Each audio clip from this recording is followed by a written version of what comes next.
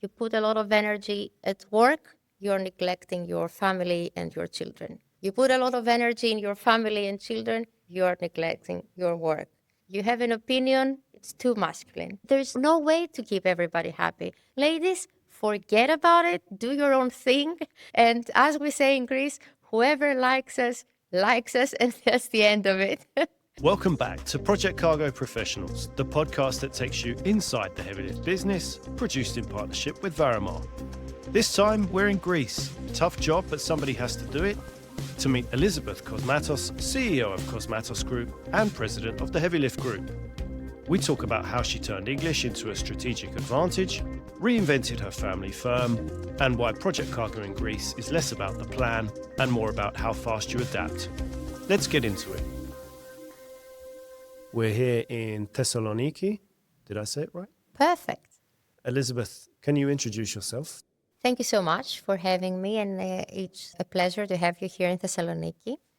Well, I'm Elisabeth Cosmatos, as you said. I'm a professional in the shipping and maritime industry for a little less than 30 years now. I'm working at our family company called Cosmatos Group, which is situated in Thessaloniki for the last 52 years. From here, we serve all Greek ports, plus we take care of cargoes that go or come from the neighboring Balkan countries. And tell us something about Thessaloniki. Thessaloniki is a nice city, I would say. Like, it's a city that is built next to the sea. So that alone gives it a nice feeling when you visit it. It's the second largest city in Greece, and it has a population of a bit over 1 million people. It's a vibrant city because there are a lot of universities here. So we have about 100,000 students living here, and that alone, brings a lot of noise, I would say. But it's nice to have young people walking around, and so many cafeterias, restaurants, bar. It's known as a city for the nightlife and also for the nice food served in the area. But as a city, it also has a quite rich heritage coming from the old times. A part of the name of Thessaloniki that comes from Thessaloniki, who was the step-sister of Alexander the Great. So it's situated really close to Vergina, which is the archaeological site where the old capital of Macedonia used to be. There is a very nice place for people to visit and visit the museums, the royal tombs, ancient theaters. It's beautiful, really, breathtaking things to see there. But also Thessaloniki has a lot of Byzantine monuments protected by UNESCO, a lot of churches, monuments coming from that era. It used to be the second most important city after Constantinople, which is today's Istanbul. So yes, a lot of history there. And that's how we do get a lot of tourism, really. We get a lot of tourists coming from either religious or historical interests. I agree with you on the food. The food's been great here. What's the best thing to eat? Oh, my Thessaloniki? goodness. And how do you eat like a Greek? Oh, my goodness. Because it's not You eat a starter, lot. main course, dessert, right? No, there isn't such a thing. For Greeks, lunch has the same significance with dinner. For example, on Sundays, lunch is the main meal for families or friends to share. Food is a very important thing for Greeks because it's not related strictly with the food, but also with the company that you share your meal with. Another different thing maybe the Greeks do is the relationship with alcohol. So we don't go out to get drunk. We don't go out to compete how fast can we get drunk or how many pints or liters of wine we had the night before. We go out to have a nice time. So that means that you go slowly. You are there to talk, to laugh, to connect with people, and food and drinks come, together with that. Now, that's a way to eat, that's a way to drink, and that's a way to socialize in Greece nowadays. Because in the older days, there were even more, extreme, I would say, traditions, such as plate breaking, which is not a trend anymore. However, I have seen a couple of parties last year involving that again. I want to do that. I want to break a plate before I Yeah. eat. Let's see if we can find one then for you. Because as maybe you don't know, but these are special plates. It's not ordinary plates that you break. It's not dangerous to break these plates. They are made of gypsum, and they are safe. Now, if you ask me what's the best thing to eat, that's a difficult thing to answer. Of course, seafood is a very important thing for us. We are surrounded by sea. Everywhere you go in Greece, you will find the sea around you. However, Greece has also a lot of mountains. I don't remember the exact percentage, but I think something like 70 or 80% of Greek mainland is covered by mountains. We are only known for the seaside, the islands, and this kind of vacation, but there are a lot to do and see also if you go up to the mountains. So, yeah, seafood definitely, but Thessaloniki especially is known for certain dishes, which are, for example, bougatsa. That is a sweet dish that we serve. It's made of puff pastry. It's not exactly puff pastry, but it's a kind of a pastry with a sweet cream inside, served with cinnamon, and it's like a sweet pie that we have on Sunday morning. Sounds delicious. It is, it is. But there are also other kinds of, bougatsa.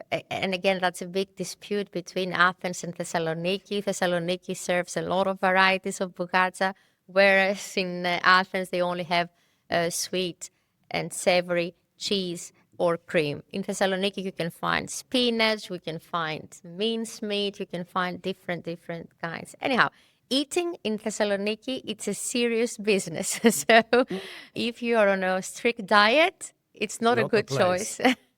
Is there much of a rivalry between Athens and Thessaloniki? Yeah. Friendly or? Friendly, I would say, Yes, there are many things that are different. For example, the way we speak here up north, we have a more, strong accent, and we pronounce certain letters differently from them. And then again, it's certain words that we use with different meanings. And that's the huge, conflict about who's right or wrong. But it's always on a friendly basis. In general, Greek people are friendly. We don't like getting into strong arguments. And even if you fight, I'm using quotes here, with somebody, it's just, on that moment, it won't last. And what about the port here? It must be a port. very important part of this city. That's right. Thessaloniki has a strategic geographical position.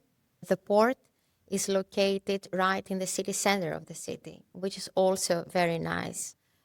Crew members visiting, sailing yachts calling the port. It's so easy just to berth alongside and walk out the door and be right in the middle where everything happens. Also, something that people don't know is that it's the biggest commercial port of the country, which means that all kinds of different ships are served here. Tankers, bulk carriers, break bulk heavy lift ships, cruise ships, container, all major container lines call Thessaloniki port more than once per week. Naval ships, ferry boats, any kind of operation takes place in Thessaloniki port. It has a good infrastructure in terms of multiple berths and different drafts. We can take ships up to 11.5 meters.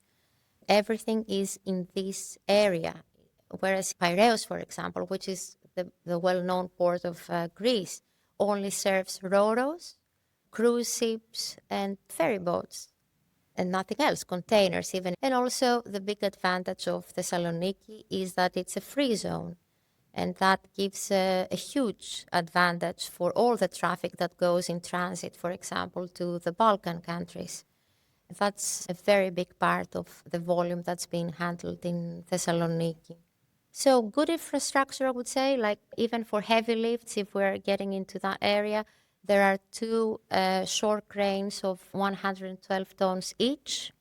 The Stevedore company, which of course being in Greece, we don't have, different stevedoring companies that we can choose from. You're obliged to go with a stevedoring union that is based in each port.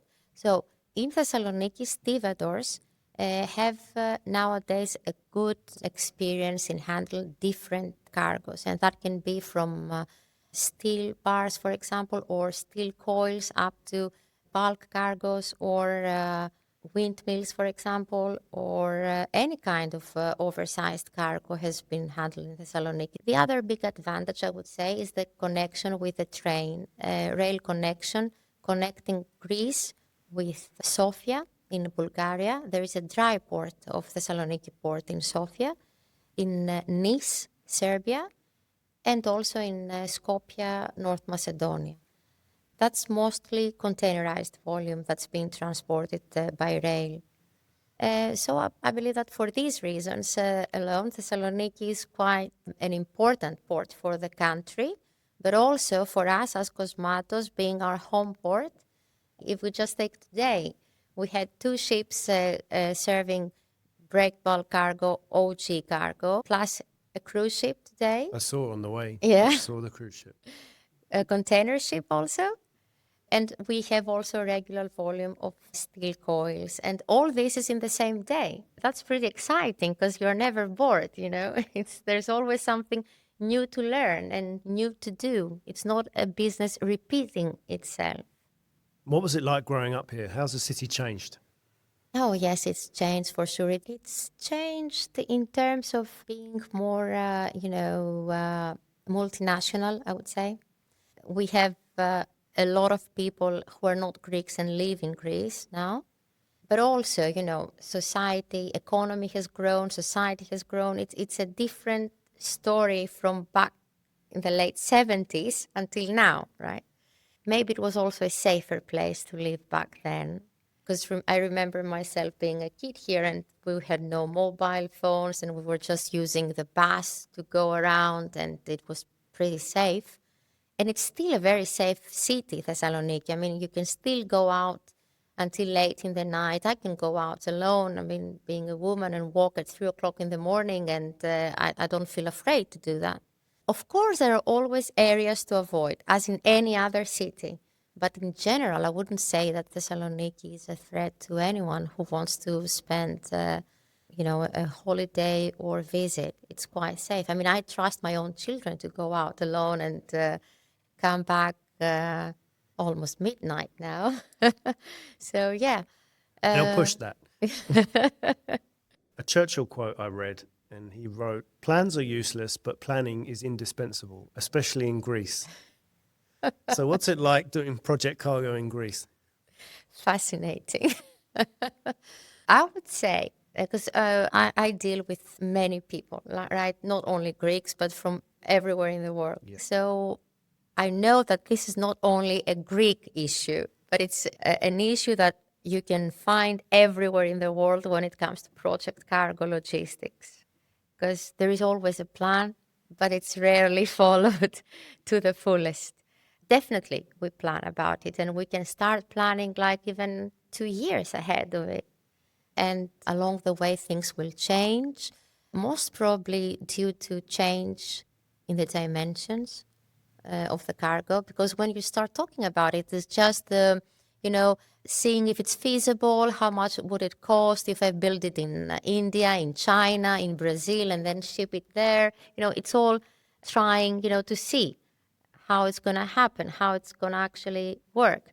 So dimensions can change, but also the infrastructure can change in Greece. I remember last year we had this huge project that we were carrying some very, very big pieces, like 620 tons each.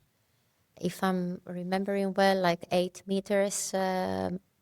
Big cargo. Very big. And it was like 2 years ahead planning and everything was set, right? This is the way we're going to go. Here you stop, here you turn, here you do that and that. And then, of course, by the time of execution, the road was no longer there because they decided to build a bridge. And, okay, we said we will wait for the bridge to finish and we can carry on with a different plan, but there is still a plan, right? But then the bridge didn't finish on time.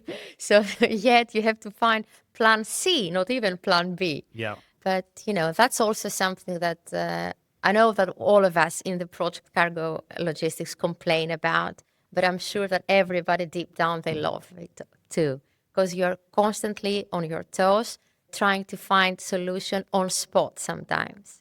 And yes, that's the exciting part of this business. And what's life like in Greece now? Because there was obviously a well-known financial crisis a decade ago, but that's changed, hasn't it? I saw Greece has regained its investment grade status and it's growing faster than a lot of other European countries at the moment. That's true. Yes, we have struggled a lot in the past. It was a difficult time for Greece. However, I must say, if I want to be honest, that we were among the lucky ones because transport never stops, never ends. Stuff will still continue to move. Maybe there won't be big investments, but there is still, things to be moved. Even during COVID, I mean, the world stopped, but not for transport, right? To the contrary, there was an increase of transport. So yes, coming back to the question on Greece, if I may ask you before I answer, how did it feel now that you're visiting Thessaloniki? What was the feeling that you got? Was it like this country is facing economical problems, Not or at is all. not at all? It's really vibrant here. Like you said, there are young people everywhere. The restaurants are full. It's buzzing. It's a great place. It's true that for the last few years, our economy has steadily recovered, I would say.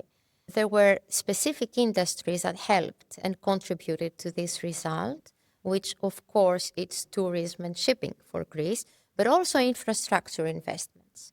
And EU funds, of course, were there to help us, but also foreign direct investments were there to boost the economy. They played a key role to this economic growth. And I was very glad, and that's something that we did not have in the past, to see very big brand names establishing offices and opening, businesses in Thessaloniki or in Athens. So, yes, Greece is facing a good growth, I would say. For 2024, I've seen recently that's risen to 2.1%, and the projection for 2025 is 2.3%. The unemployment, it's still on high levels, but it has decreased. The inflation is also expected to decrease periodically and gradually. So with these numbers, we can see that indeed the economy is going forward, and we're all very happy about that. And I read that ship repair is making a comeback. Indeed. The well-known Skaramangas shipyard is open again. I was also very happy to hear about that. There were strategic investments that took place and privatization efforts that led us to that result. Yes, we're experiencing a significant growth after many years of decline in that area. I will refer to Skaramangas because it's one of the most famous ones, shipyard repair in Greece. They've serviced 37 ships for last year, and their projection is to double this amount for next year. So that's a huge step, I would say. And the thing now with the ship repair yards is that they are bringing business back, business that was lost, that had gone to Turkey, to Romania, even maybe to Asia. It's being brought back to Greece. And that's very, very good because now the Greek shipyards, they can effectively compete with the global market. And tell us about your childhood and memories of growing up in the family Oh, my business. goodness. I read some other articles where you were talking about, you remember being in the family business from a young age. And Since ever. I've never worked anywhere else. So I don't know if that's an advantage or a disadvantage. But one way or another, we both made it. I mean, both me and my father, the founder of our group. My father is still in the business. He's not that old, he says, but he's around 70. still young. Yeah, 75, I would say. Okay, more or less. As I said, the business is here for 52 years. I'm in the business for the last 27. So more or less halfway we were together in this journey. And to the contrary, from what I hear from many people working with their family, this has worked well because I can say for sure that he has been a great mentor for me, supporting all the way. Not, John, right? His name is yeah, John. yeah, he's John. Not in a way like to guide you every step of the way, but just as a philosophy, the values were there. Being in the same family, it's only normal that we share the same philosophy and values. So for me, it was so easy to get in his shoes and run the company after more or less 10 years after I've been in the company. I took managerial roles in it. So yes, my dad had been a great help, leading by example, I would say, not really telling you what to do or patronizing or criticizing, which is something that you hear a lot when you speak with young people working with their parents. So I was lucky in that. And I say that now it's his turn to be lucky that I took over and he can have a more relaxed life. So what does he do now? He is in charge of our latest company that we introduced in the group, which is Hub Logistics. It's a 3PL company. Warehousing, bonded warehouse, dry storage, open covered, and all the licenses that you can imagine, like AEO. I cannot even remember them all by heart. It's also Seveso 3, which is for dangerous goods storage. And he's very active there. That's his daily routine, I would say. He goes to the warehouse, and that's what he deals. So he hasn't actually retired. No, he hasn't retired. He works in the same way as he was his first years. He's there 7:30. He's there. He's among the first people to get in the building. We're thrilled that the first series of Project Cargo Professionals is exclusively sponsored by Varamar Shipping. Founded in 2009 by shipping serial inventor Alexander Varvarenko, Varamar specializes in bulk, break bulk, heavy lift, and oversized shipments, and is a trusted carrier to and from Europe, the Middle East, Asia, and Africa. At Varamar, massive structures like wind turbines or entire factories are a day-to-day business, and as a semi-liner carrier, they can offer tailor-made solutions, calling wherever and whenever you need them to. With offices in 13 countries, including recent openings in Asia, they're bridging the East-West gap. A multilingual team fluent in languages from English and German to Arabic and Chinese means communication is seamless. Visit varamar.com to find out more and ask them about their new regular service connecting the Middle East, India, Indonesia, and Australia. Visit varamar.com. Now back to the show. So what was the handover like when you took over? Was it like an extended transition or? It came, so naturally. I mean, he always used to involve me in the decision making. So even from day one, that I had nothing to contribute, right? Even from my very early days, he was always asking, what do I think? What do you think we should do here? Of course, not because he didn't know what to do, but that was his way of training me, of teaching me how to reach the decisions. Eventually, you don't need to go and ask because you already know what to do on your own. So I would say it was an easy handover with a lot of respect from both sides. It sounds like you didn't have this problem, but I wanted to ask, how can younger members of the family business make their voice heard? Because it's not always that. Sometimes the younger wants to come and get more involved. I would say that before you start talking, become a very good listener. Try to listen as much as you can in order not only to learn the job, but also to learn in which way the other person can hear you, can listen to what you have to say, because each person is different. There's a different way to speak to a 50-year-old and a different way to speak to a 20-year-old. So first, I would say spend at least a year just listening and observing and see how people react when they are stressed, when there is a problem, when they have, a happy moment or anything. So that's what to do first. And then choose your moment, choose your words, and choose your battles. Everything is very important in life, not only in business, but in personal life too. And that's something that unfortunately comes with the age, as you grow older. But I hope my children will have an easier life with this guidance. So you think it's important for youngsters to be in the office then to absorb those kind of interactions that you're talking about? Absolutely. Although the trend is, for people to wanting to stay home, I need to stress here that, again, for Cosmatos, we have never faced that problem. Never. Not even during COVID years, we didn't face it. People wanted to come to work. There was never like a thing, I don't want to come to the office. Can I start working from home?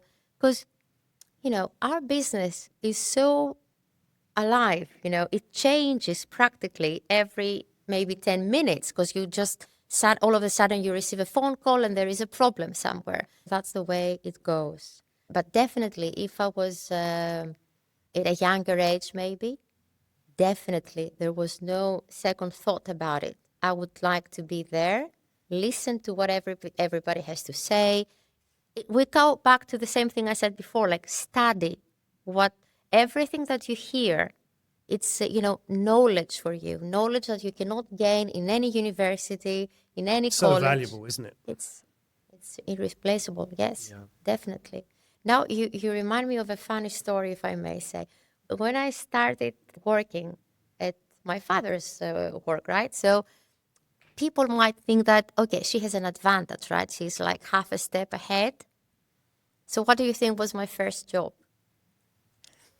Making tea and coffee, Not even. pouring the ouzo. No, we don't drink alcohol when we're working. But no, people don't really need you there. So I chose to take a wipe cloth and the glass cleaning stuff and start cleaning the computer screens or the photocopier so that I can be close to them when they were talking on the phone or they're exchanging an opinion among each other. So I can hear and learn from them what they had to say, how they reacted to something. That was my way of learning how really to do this job. So there we are, guys. You've got to get back in the office. Yeah, absolutely. I recommend that for their own benefit, first of all, and then for the work itself. And you went to study in the UK. How did you enjoy that? Oh, it was the best years of my life, definitely. I had a blast, really enjoyed my student years. I studied for 4 years in Plymouth, maritime business and maritime law, and then I took a master's course in London Guildhall University. It was international trade and transport. And that was a complete different experience being in London compared to Cornwall. It's Devon, I'm sorry, Devon. So, yeah, absolutely amazing years. I still have a lot of friends, very close friends from those years, with whom we grew together. We grew older together. And not only in age, but also professionally. A lot of people from my university years are very important people in the Greek ship, not only Greek. For example, LP Petrakis is the president of Vista International. Yeah, so a lot of people coming from my student years that have done pretty well. And what do you think that brought to the family firm when you came back? I think it brought a lot. So my English was very, very good at that time. And It's still good. believe me, it's not that good compared to then. So I started working in our company business in September 1998. And in October 1998, like after a month after, the NATO deployment in Kosovo starts. And Thessaloniki is the main port to be used for all NATO forces. So the only thing I knew well back then was English. So suddenly, out of the blue, I become the number one point of contact for 16 different ministries of defense. Wow. Asking me, questions, organize. I don't know if you're familiar with defense logistics, but maybe it's the only more demanding thing that project cargo logistics. So it was like constant changes, constant demands. I was practically sleeping with my phone under my pillow. And my only passport to that was that I spoke the best English in the company.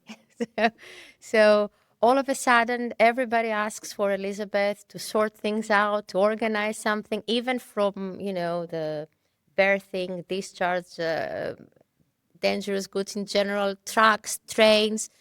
Where are the soldiers going to sleep? What they're going to eat? There is an aircraft being diverted all of a sudden. But thank God I was very, very young at that time, and I could cope with the hours because that was very demanding.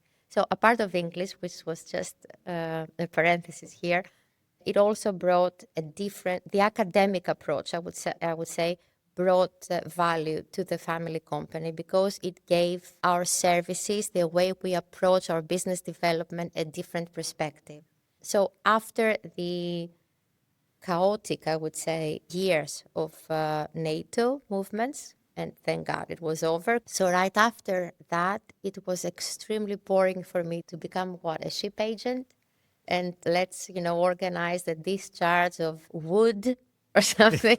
So Didn't do much for you. no. So that's how the project cargo business idea came slowly and eventually. And Through you. yeah, So the company really didn't no, do there project wasn't cargo much of that cargo, I would say, before that.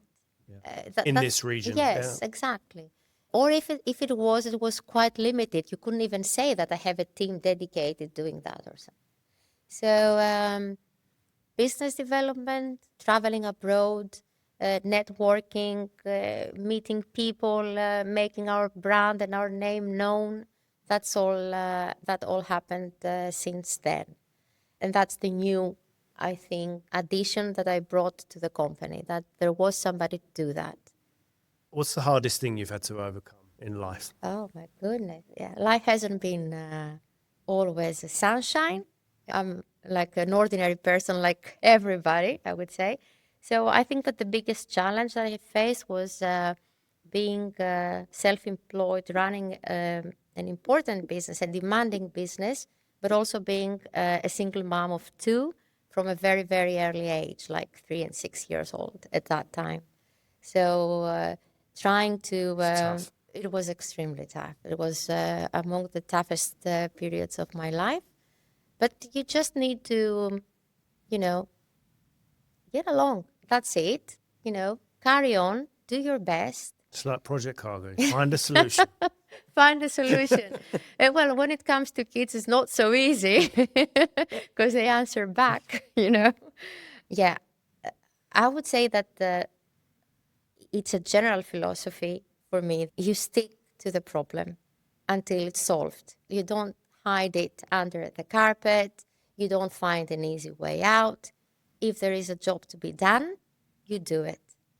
Best and worst parts of the job? Of course, best parts of the job is when you get an email saying you've been awarded.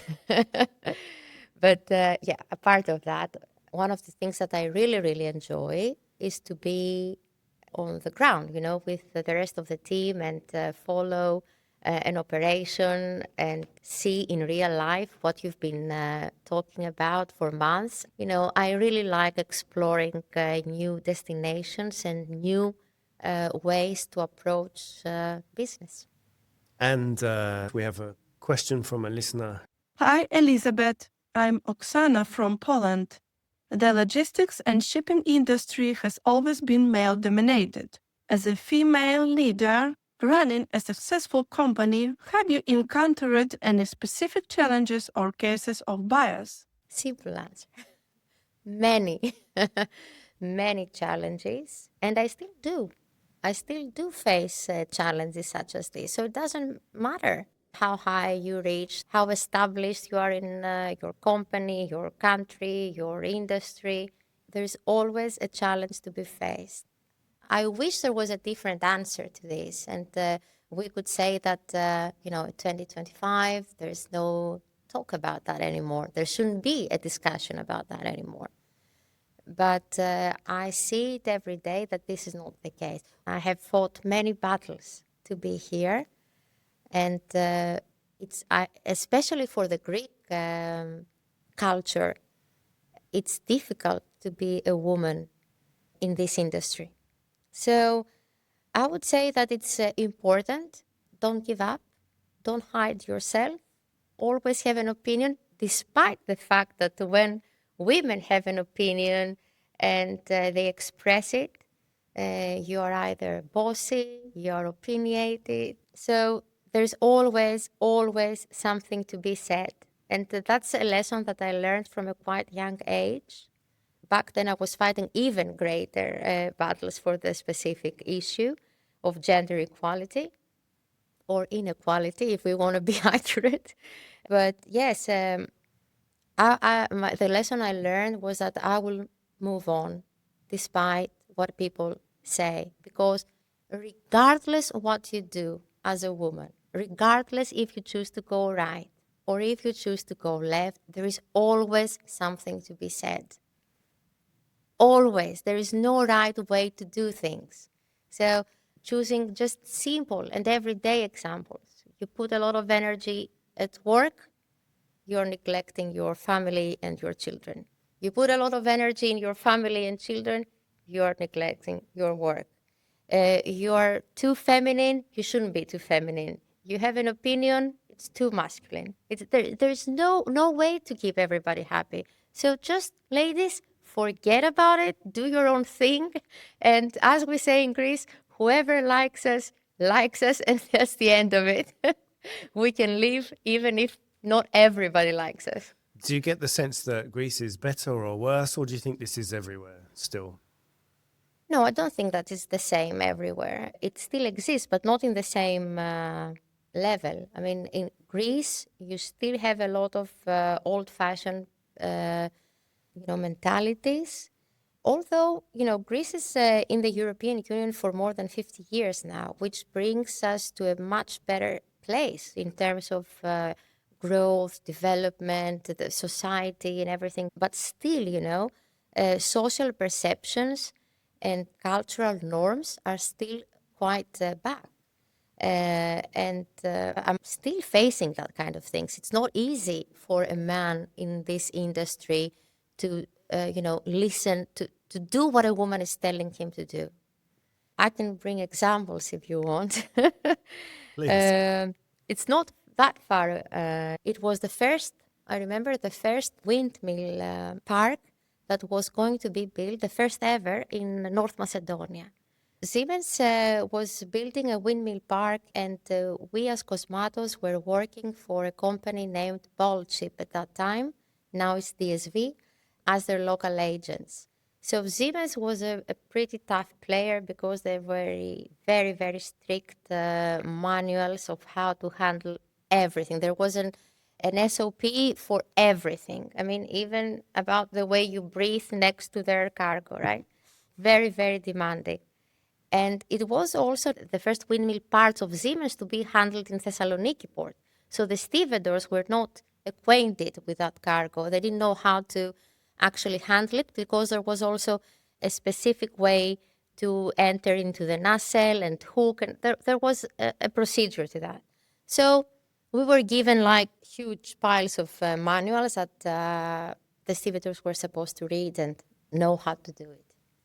So I had to sit, read, select, translate them to Greek, prepare the presentation, and teach the stevedores how to do the job.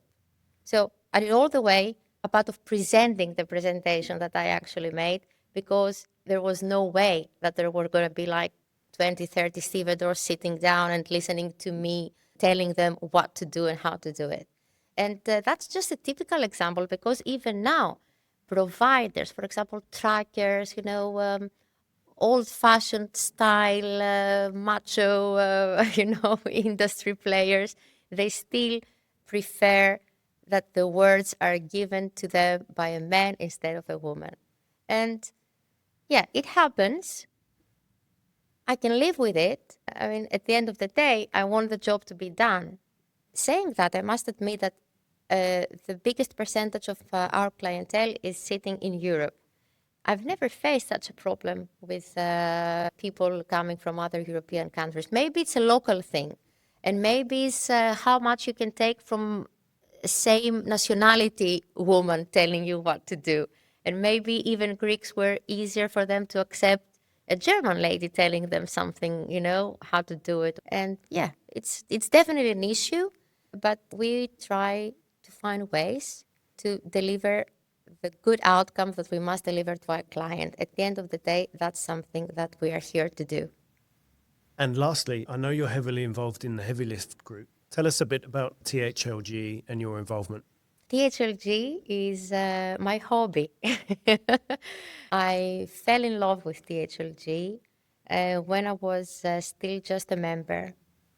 And I'm saying just a member, not because members are less important than the executive committee, but because you're just following, the development of the group without really being able to participate in the decision making. So for the last, I really don't remember how many, 8, 9, 10 years, I am sitting in the executive committee. And I believe that my contribution was substantial in rebranding the group. But not alone. I was not a sole player. There were also other people contributing equally to the transformation of the group.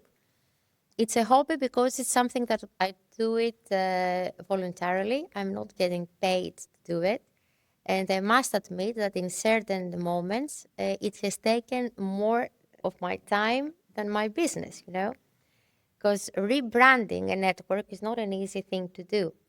I've been the marketing manager for all these years for the group, and we have changed practically everything from the logo. We only kept the name the same, I would say, and the philosophy that we are very much into selecting members instead of members selecting our group. So it's a very private sort of club thing that you come under recommendation. You have to give, even if the ExCom approves you as a candidate to join the group, you still have to come and present to the group. And at the end of the presentation, it's the members who will vote if they want you in the group or not. There is no other network in project cargo logistics that can even dare to compare to THLG, I would say, because nobody makes money out of it. It's one of the few that's not being run for profit. It's the only one. Nobody makes money out of it. And all the money that the group collects from membership fees, they are paid back to all the members because they pay nothing for all the conferences, dinners, excursions, anything. It's free. So at sometimes maybe the group may even pay more than you actually pay as your membership fees. So it's a very well-organized group. I feel extremely blessed to be involved in this network. I have met and worked with amazing people from every part of the world. I must speak for the specific ExCom that we have now, which is consisted of Colin DiAprio, who is the treasurer for the group of Renus Projects USA, of Alessio Bianchi, who is the admissions officer of TCS Liburnus, Marianne Blechenberg, who is the business development manager from Hackling, Finland, and Richard Lee, who comes from CNC Freight Malaysia, and who takes care of the corporate social responsibility of the group. This is an amazing team. We have become friends, not just working for the common good, but also we have true friendly feelings. And I've learned so much, not only from the network and from running a network, which is a different thing than running your own company, but also from each individual in the ExCom. I'm really happy for being part of the ExCom, and I thank all the members very much for voting for me all these years. I do appreciate that. I hope that in the near future, there will be people to take over and who will be willing to put in the hours and the work that it demands. Because it's not easy to keep a network in the high level that THLG is right now without professional help. Thank you very much, Elisabeth. It's been a pleasure. Thank you so much, Luke. Thanks for listening to another episode of Project Cargo Professionals, powered by Varamar. If you enjoyed the show, be sure to follow or subscribe so you never miss an episode. Got feedback, a guest suggestion, or a story worth telling? Don't hesitate to reach out. I'd love to hear from you. Until next time, let's keep in touch. Follow me, Luke King, on LinkedIn and explore more at projectcargopros.com.